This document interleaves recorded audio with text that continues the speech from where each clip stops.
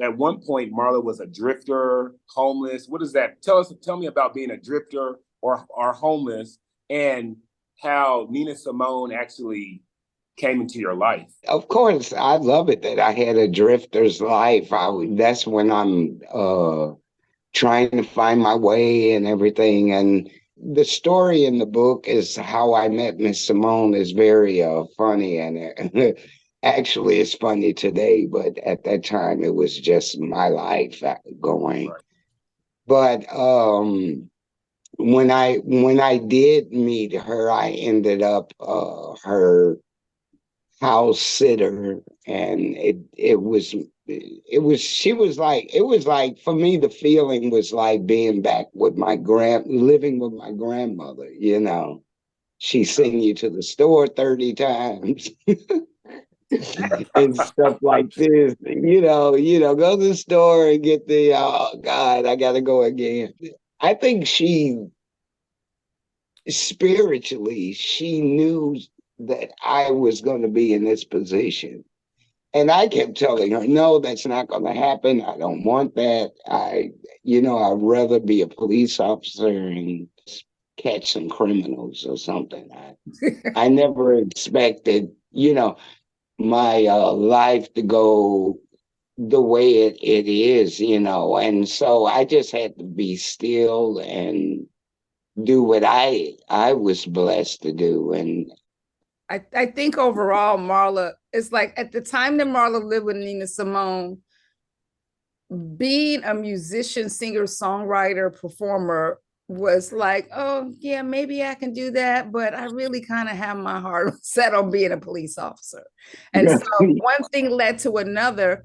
Marla was exploring music at the time by doing a lot of open mic nights in Hollywood, and then New York, Chicago, ended up in New Orleans. And, yeah, and so once that happened, it was a series of events that Marla ended up in France. And so it's sort of like the steps were already like ordered, because the things that happened yeah. just incredible. And there was so many things where it could have gone wrong. And Hmm. you can also see throughout the story how Marla was just kind of going along with it. I'm like, okay, well, this is what's happening next. I guess I'll do this. And so, Sometimes you got to do things that you don't want to do, but I don't. It's a spiritual feeling. It's like, okay, do this. Okay, I'm doing this, but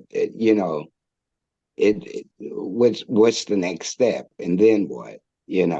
Did you ever find it peculiar that you were getting such attention from, we're talking about Nina Simone here. This is not, I mean, Nina Simone is in a league of her own, and to have that to have that person take you in and want you to be a part of their, close circle, intimate circle.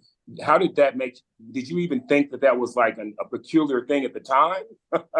No. you also have to look at I was thinking this woman needs, I was thinking, oh, she's just like my grandmother. So I knew exactly what to do, is do whatever she tell you to do, and she was just like a family member, just like blood. It was yes, ma'am, and no, ma'am. And it was, I was just basically a grown child. Wow. I was just her child.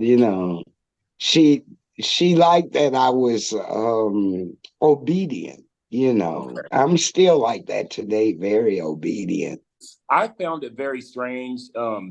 We were doing like research and stuff like that for marketing for the book and stuff, and we were talking about some things. And I said, Marla actually favors Nina Simone. Like, you actually look like Nina Simone, Mm. and I found that I was like, that's kind of odd. Oh there's a well, story in the book about that too. But yeah. I don't I want to used give all the to little say tidbits her. away. I think it's just it is a little interesting.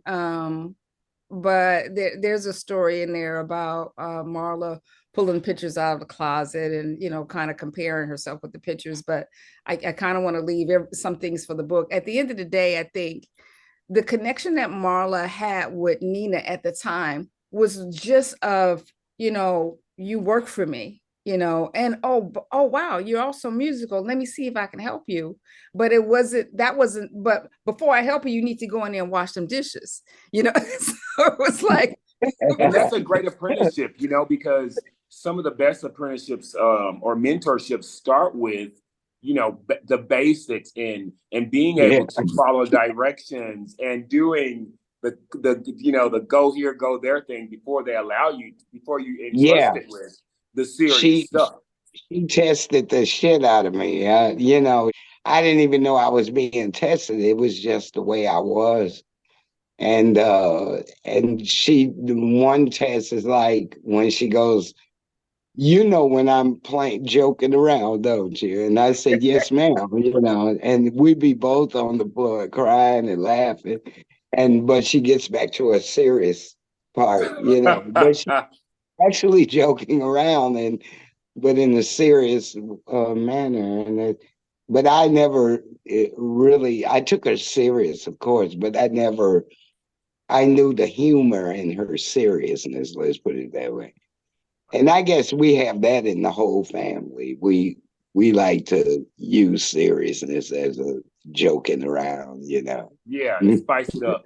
Well, okay, Yeah, spice up the seriousness. I want to talk about, and of course, guys, I have to tell you, I can't wait to read the book just to hear more about the Nina Simone and the Go there. travels and the drifting, because that to me, that alone is just the adventure of like drifting and going from here to there and really living off of this living off of your wits. Tell It's me, I'm sorry, go ahead. living in California. a garbage bag, just a garbage bag full of clothes in it and getting on the Greyhound bus and Wow. going anywhere and saying, okay, I'm gonna get off here. And then you get a job at McDonald's or something like that, and then get on the welfare.